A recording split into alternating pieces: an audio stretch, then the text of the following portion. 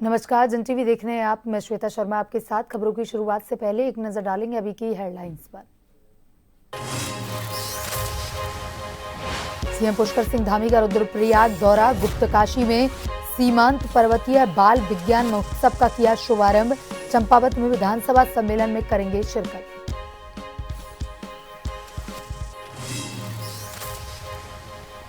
धामी सरकार का दिवाली पर राज्य कर्मचारियों को तोहफा। 3% बढ़ाया महंगाई भत्ता। 4800 ग्रेड पे वाले कार्मिकों को मिलेगा बोनस।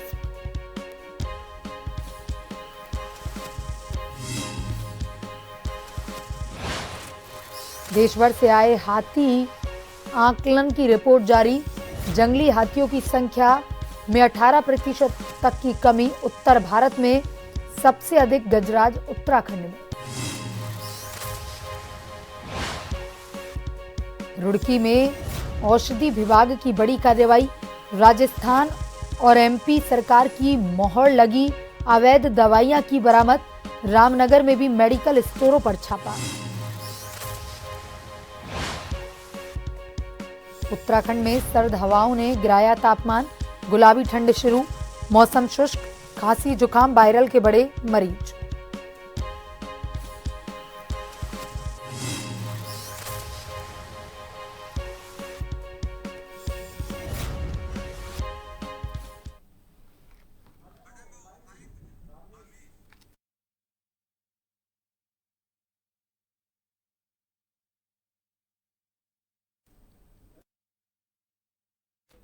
और इसी भी सीधे लिए चलते हैं आपको रुद्रप्रयाग, जहां पर कार्यक्रम को संबोधित कर रहे हैं सीएम पुष्कर सिंह धामी। अभिनंदन करता हूं। ये मेरा सौभाग्य है कि आज मुझे हमारे सभी बाल एवं युवा वैज्ञानिकों के बीच उपस्थित होने का शुभ अवसर प्राप्त हो रहा है। साथियों, आज के इस अवसर पर मैं भारत के मिसाइल मैन और पूर्व राष्ट्रपति भारत रत्न स्वर्गीय एपीजे अब्दुल कलाम जी की जयंती पर उनको श्रद्धापूर्वक नमन करता हूं, जिन्होंने अनेक पुस्तकें लिखी, अनेक हमारे सामने देश के लिए काम किए। अग्नि की मिसाइल से लेकर विजन 2020 से लेकर अनेक पुस्तकें।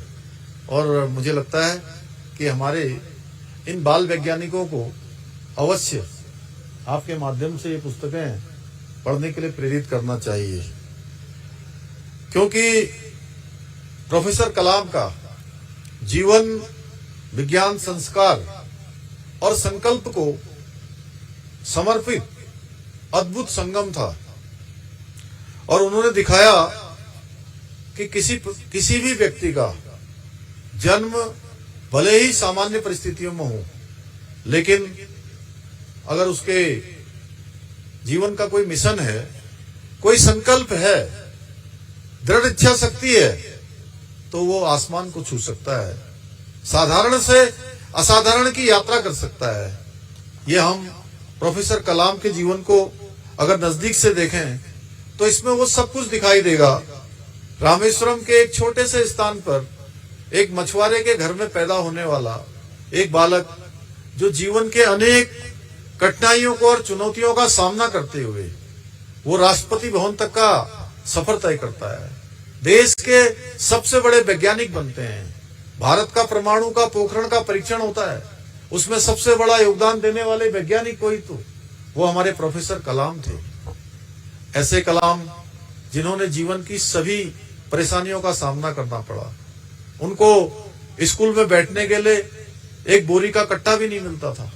टाट पर बैठकर, आजकल तो बहुत अच्छे अच्छे हमारे क्लासरूम बन गए, लेकिन उस समय में बहुत सारी परेशानियां थी।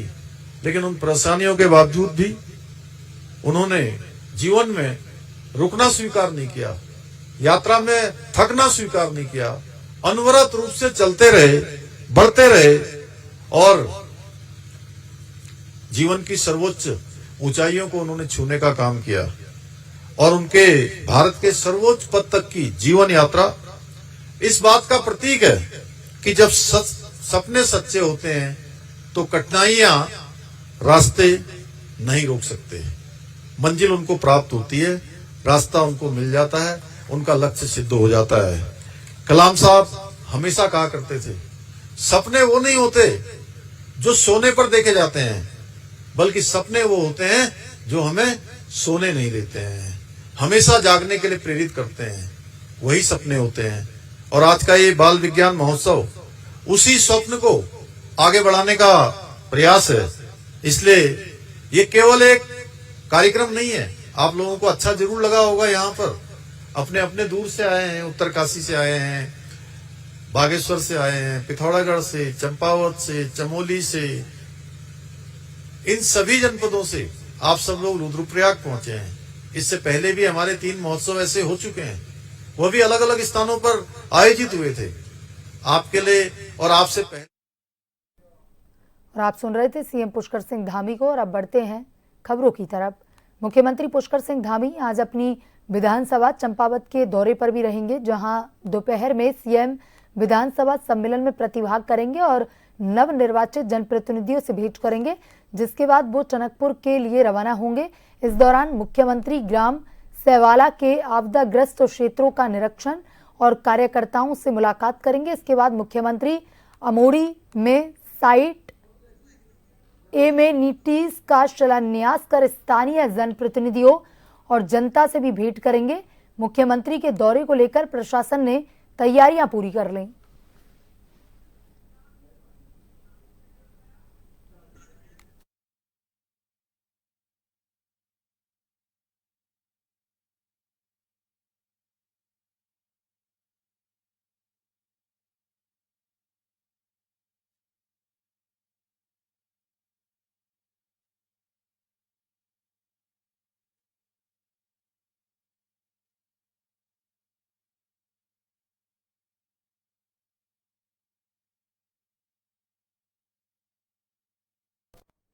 वहीं 2.5 लाख शिक्षक और अन्य राज्य कर्मियों को सरकार ने दिवाली का गिफ्ट दिया। उत्तराखंड में धामी सरकार ने 2.5 लाख से ज्यादा शिक्षकों और कर्मचारियों का महंगाई भत्ता 3% बढ़ाया। साथ ही बोनस देने के प्रस्ताव को हरी झंडी दिखा दी। बता दें कि बोनस का लाभ केवल 4800 ग्रेड पे तक वाले कार्मिकों को ही मिलेगा। इसके तहत अधिकतम 7,000 रुपए मिलेंगे। दैनिक वेतन भोगी और कैजुअल श्रेणी के कर्मियों को कुछ शर्त के साथ अधिकतम 1200 रुपए बोनस के रूप में मिलेंगे।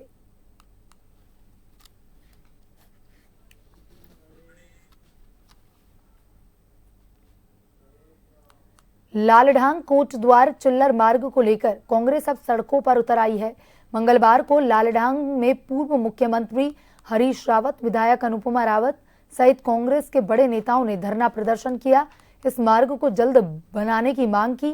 बता दें, लालढांग को कोटद्वार से जोड़ने वाला यह एकमात्र रास्ता वन विभाग के एरिया में आने के चलते इस पर गतिरोध बना हुआ है।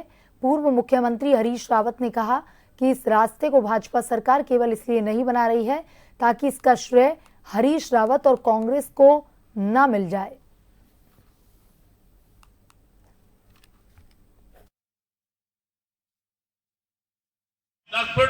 सीधे जो है मोटर मार्ग कोटद्वार, ये सड़क दोनों मंडलों को जोड़ने वाली सड़क भी है और इससे कोटद्वार का विकास भी होगा और लालढांग का विकास भी होगा। मेरा दावा है जिस दिन ये सड़क बन जाएगी उस दिन आज जो लालढांग की जमीनों की कीमत है इससे 10 गुना ज्यादा कीमत है। केवल इस सड़क से इतना बड़ा अंतर यहाँ के लोगों के जीवन में आ रहा है। ये मार्ग जो है सिर्फ एक मार्ग नहीं है, ये एक तरीके से लाइफलाइन है क्षेत्र के लिए। कितना विकास की दृष्टि से ये बैकवर्ड क्षेत्र है, तो यहाँ पर इस मार्ग का बनना बहुत आवश्यक है और जनता में बहुत रोष है। और मैं प्रतिनिधि हूँ तो मेरा ये फर्ज बनता है कि मैं जनता की आवाज के साथ अपनी आवाज को जोड़ूं और आज इसी को लेकर क्षेत्र की जनता के साथ मिलकर हमने यहाँ मैं तो अनिल बलूनी जी से कहना चाहूंगा कि अगर आप इस अपने कार्यकाल में इस रोड को स्वीकृत कराएं, हम आपका दिल से खुले दिल से आभार प्रकट करेंगे और कांग्रेस के लोग जितने भी होंगे सारे आपका स्वागत करेंगे। लेकिन ये सड़क लालढांग की लाइफलाइन है जिससे लाखों लोगों का रोजगार आवागमन जुड़ा हुआ है और हमारी पीढ़ियां दर पीढ़ियां इस चीज से पीड़ित होती आई हैं। अब आगे यह बिल्कुल कतई बर्दाश्त नहीं किया जाएगा। भारतीय वन्यजीव संस्थान की 36वीं वार्षिक अनुसंधान संगोष्ठी के दौरान हाथी आकलन रिपोर्ट जारी की गई। रिपोर्ट में देश में 22,446 हाथी होने का आकलन लगाया गया। सबसे अधिक 6,013 हाथी कर्नाटक में हैं। उत्तर भारत में सर्वाधिक और देश में 5वें नंबर पर सबसे अधिक 1792 गजराज उत्तराखंड में है। इससे पहले हाथी आकलन रिपोर्ट 2017 में जारी की गई। इसमें 29,964 होने का आकलन किया गया।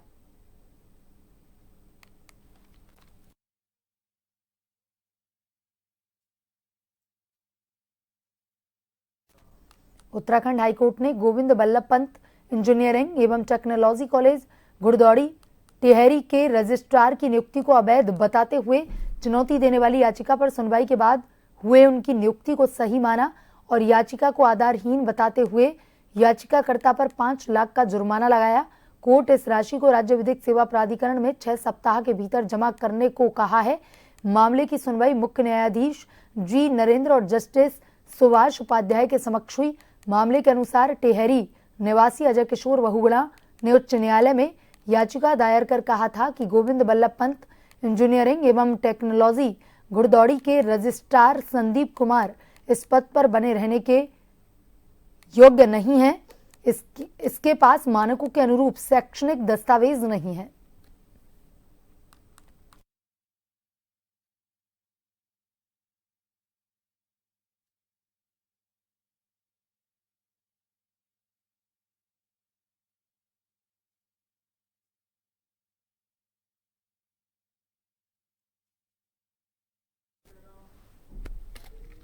का स्वागत है। ये बढ़ते हैं खबरों की तरफ। रुड़की में एक बार फिर से किसानों ने अपनी आवाज बुलंद की। भारतीय किसान रोड संगठन ने महापंचायत कर सरकार को साफ चेतावनी दी कि अगर मांगे नहीं मानी गई तो मुख्यमंत्री आवास का घेराव तय है।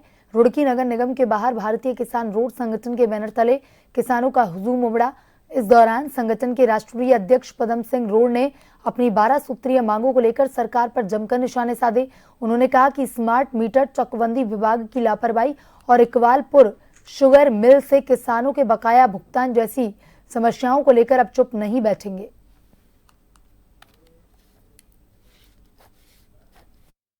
रोस्टर ऑलरेडी बना हुआ है कि मुआवजा बांटने के लिए संयुक्त रूप से कृषि गन्ना और राजस्व का कई गांव में हमने ख़त्म किया है, कई गांव अभी भी बचा है क्योंकि बीच में कई अन्य वर्ग के कारण अभी भी कहाँ बचे हुए हैं उसको सूची निकालते हुए उनको तुरंत निर्देश करा देंगे कि कहीं वो वार फुट पे इसका कार्यक्रम करा दें। सर इकबालपुर मिल में कुछ हुआ अभी समाधान? इकबालपुर मिल में उनका पिछले बार दिया गया एफिडेविट के बेसिस पे अभी भी टाइम है, बट टाइम नहीं मिला तो उन्होंने भुगतान नहीं करेंगे तब उनको सेंटर भी अलोकेट नहीं होगा, तब अपना प्रशासन या शासन से द्वारा दिए गए निर्देशानुसार।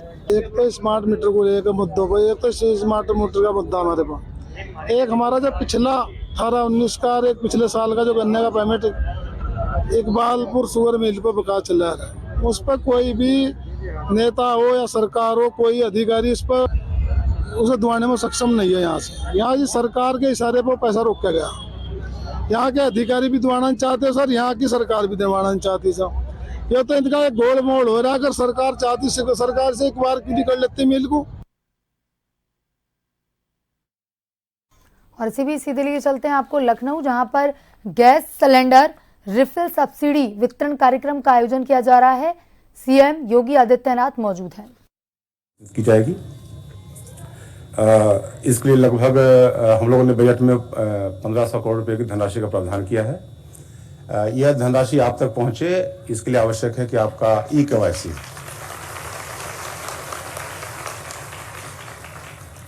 हो, अर्थात आधार प्रमाणीकरण हो। अब तक 1.23 करोड़ लाभार्थियों के आधार प्रमाणीकरण की सूचना प्राप्त है। आप सभी से अनुरोध रहेगा कि आप लोग भी जिनके आधार अभी लिंक नहीं है उनके खातों से कृपया लिंक करा दें, जिससे उनको इस योजना का लाभ मिल सके। मैं पुनः इस कार्यक्रम को मैं उपस्थित माननीय मुख्यमंत्री जी का और आप सभी का स्वागत करता हूँ। धन्यवाद। धन्यवाद प्रमुख सचिव महोदय। अब मैं आदरणीय श्री सुरेश खन्ना जी माननीय वित्त मंत्री जी से उद्बोधन के लिए अनुरोध करता हूं।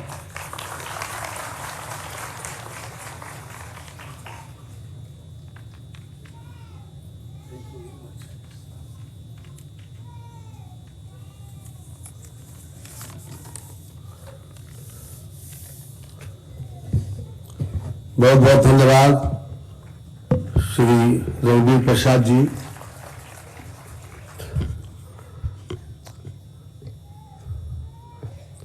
आज के इस निःशुल्क। वहीं रुड़की में औषधि विभाग की टीम ने सरकारी मोहर लगी अवैध दवाइयों का भंडार पकड़ा है। बरामद दवाइयों में राजस्थान और मध्य प्रदेश सरकार की आपूर्ति के लिए चिन्हित दवाएं भी शामिल हैं। इन पर स्पष्ट रूप से सरकारी मोहर लगी हुई थी। बता दें, विभाग को गुप्त सूचना मिली थी कि सलियर गांव में मेसर्स फलक नाज नामक प्रतिष्ठान बिना किसी वैध लाइसेंस के अवैध रूप से दवाइयों की बिक्री कर रहा था। साथ ही आसपास के क्षेत्रों में बिना पंजीकृत चिकित्सकों को दवाइयों की आपूर्ति कर रहा था, जिसके बाद वरिष्ठ औषधि निरीक्षक अनिता भारती के नेतृत्व में टीम ने प्रतिष्ठान पर छापा मारा। निरीक्षण के दौरान बड़ी मात्रा में विभिन्न प्रकार की एलोपैथिक दवाइयां बरामद हुई। सभी बरामद दवाइयों को गवाहों की उपस्थिति में पैक कर सीलबंद किया गया। एक ऐसी जगह है जहाँ पर कि स्क्रैप यार्ड की यार्ड में जो है कुछ दवाइयाँ जो वहाँ से जो है बेची जा रही हैं, तो हम अपनी टीम से वहाँ पे गए थे, जहाँ पे स्क्रैप में जो है कुछ दवाइयाँ मिली, जैसे कफ सिरप थे, बच्चों के कफ सिरप थे, कुछ इंजेक्शन थे। हालांकि जो वहाँ का मालिक है वो वहाँ पे नहीं था और वो बुलाने पर भी वहाँ नहीं आया। और फिलहाल हमारे द्वारा जो है माल को सीज करते हुए और उससे माननीय न्यायालय से परमिशन ली गई है कि जो है कस्टडी सीज करके और बहुत जल्दी उसमें मुकदमा दर्ज कराया जाएगा और जिन भी कंपनियों ने ये की दवाएं यहाँ तक पहुँची हैं उस चेन को ट्रेस किया। सरकार की ओर से कुछ कफ सिरप पर प्रतिबंध लगाया गया है, जिसको लेकर के ड्रग्स विभाग, स्वास्थ्य विभाग, पुलिस और प्रशासन ने संयुक्त रूप से रामनगर में मेडिकल स्टोरों पर अचानक छापा मारा। इस दौरान अनियमितताएं मिलने पर कुछ मेडिकल स्वामियों पर कार्रवाई की गई। साथ ही उन्हें प्रपत्र पूर्ण करने के निर्देश भी दिए गए।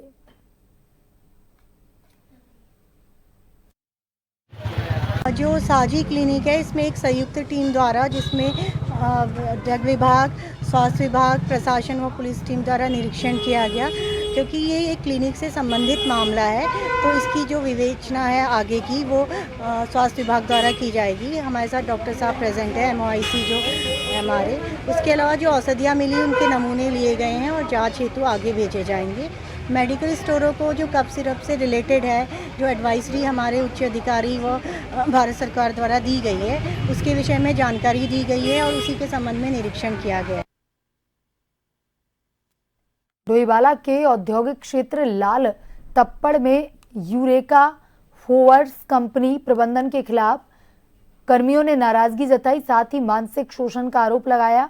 कर्मियों ने कहा कि कंपनी के खिलाफ शिकायत के बाद भी श्रम विभाग कार्रवाई नहीं कर रहा। सुबह कंपनी के बाहर सैकड़ों कर्मियों ने जोरदार प्रदर्शन किया। कंपनी में कर्मचारियों को बिना कारण बाहर करने और वेतन समेत कई अन्य मांगों को लेकर कर्मचारियों ने हंगामा किया।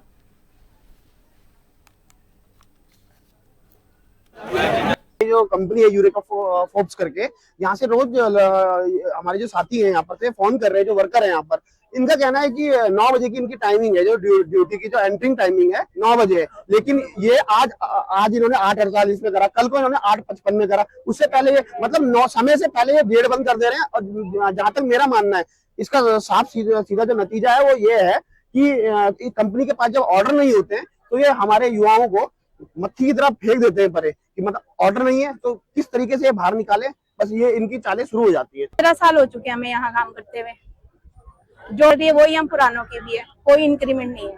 हमें बोनस पूरा मिलना चाहिए जो है कंपनी का, और ये इंक्रीमेंट भी होना चाहिए सैलरी में। टारगेट तो ये पूरा बढ़वाते हैं, इतना दो, और उसका कोई नहीं है। इस वक्त जो है हम मौजूद है लाल तप्पड़ के औद्योगिक क्षेत्र में, और यहाँ पर आप जो देख सकते हैं तमाम जो है वर्कर है वो सुबह से जो है गेट के बाहर बैठे हुए हैं, प्रदर्शन कर रहे हैं। उनकी तमाम जो मांगे हैं उन मांगों को लेकर के वो बैठे हुए हैं। वर्करों का कहना है कि लगभग 400 जो वर्कर है इस कंपनी में कार्यरत है।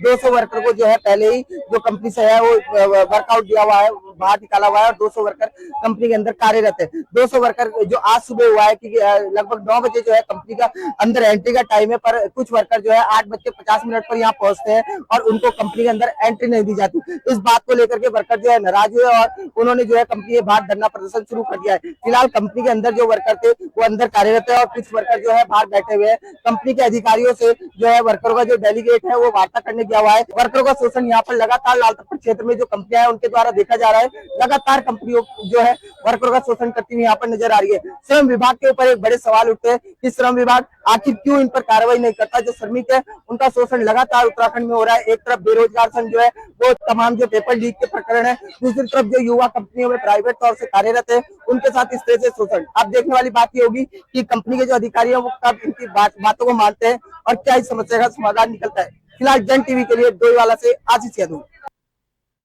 उत्तराखंड उच्च न्यायालय ने राशन बिक्री में जिला आपूर्ति अधिकारी हरिद्वार की ओर से अनियमितता के मामले में दायर याचिका पर सुनवाई के बाद commissioner food and civil supply department Dehradun जिला सप्लाई अधिकारी हरिद्वार को 15 अक्टूबर को कोर्ट में पेश होने के निर्देश दिए।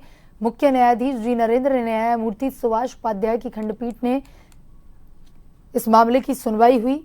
All India fair price shop dealer federation Uttarakhand जिला हरिद्वार के अध्यक्ष नरेंद्र कुमार शर्मा और अन्य ने हाईकोर्ट में स्पेशल अपील तैयार कर कहा था कि जिला आपूर्ति अधिकारी हरिद्वार और अन्य की ओर से अनियमितताएं की गई हैं।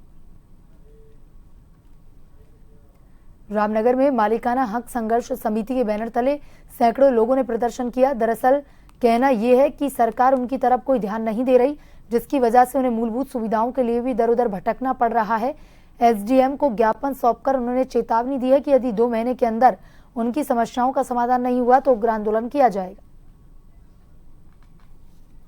जितने भी वन गाँव हैं उनमें न पानी है, न बिजली है, न सड़क है, न मोटर मार्गों का निर्माण किया गया है, न शिशु मार्ग है, न स्कूलों का भवन बन पाए हैं और न पंचायत भवन है। आज भी हम लावारिस की तरह से उत्तराखंड राज्य में रह रहे हैं, जबकि उत्तराखंड राज्य को बने आज 25 वर्ष हो चुके हैं।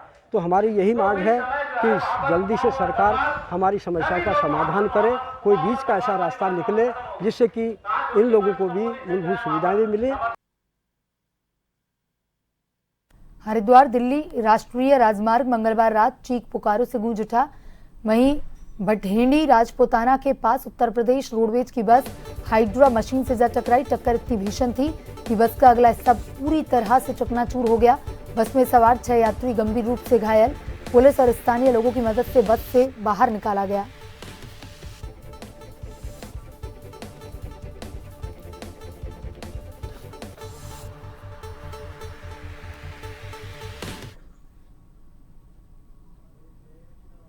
काशीपुर में सिख समाज के 9वें गुरु श्री तेग बहादुर जी और उनके साथ शहीद हुए भाई मतीदास जी, भाई सतीदास जी और भाई दयाला जी के 350वें शहीदी दिवस को समर्पित श्री हरमिंदर साहिब जी पटना साहिब से आरंभ हुआ नगर कीर्तन देश के विभिन्न राज्यों से होता हुआ उत्तराखंड के उधम सिंह नगर जिले के काशीपुर स्थित गुरुद्वारा श्री ननकाना साहिब पहुंचा। तख्त श्री हरमिंदर साहिब द्वारा आयोजित शहीदी नगर कीर्तन बिहार के पटना से शुरू होकर 100 किलोमीटर की यात्रा पूरी कर गुरुद्वारा श्री ननकाना साहिब पहुंचा।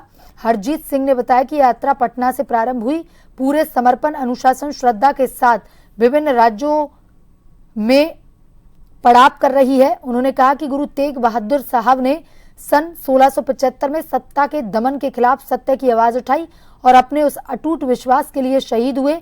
यह न केवल सिखों बल्कि संपूर्ण मानवता के लिए धर्म, अधिकार और आस्थाओं की रक्षा का अनूठा संदेश है।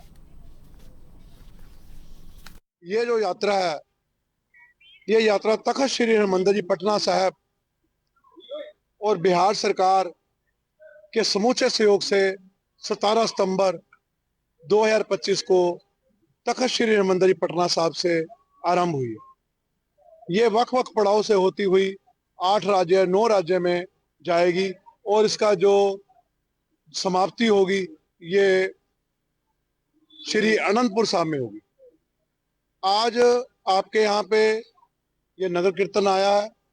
नगर कीर्तन के रूप में संतों ने बहुत उत्साह, बहुत प्यार, बहुत मोहब्बत दिखाया, बहुत सत्कार किया।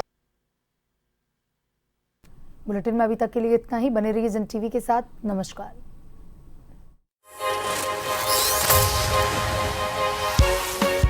है।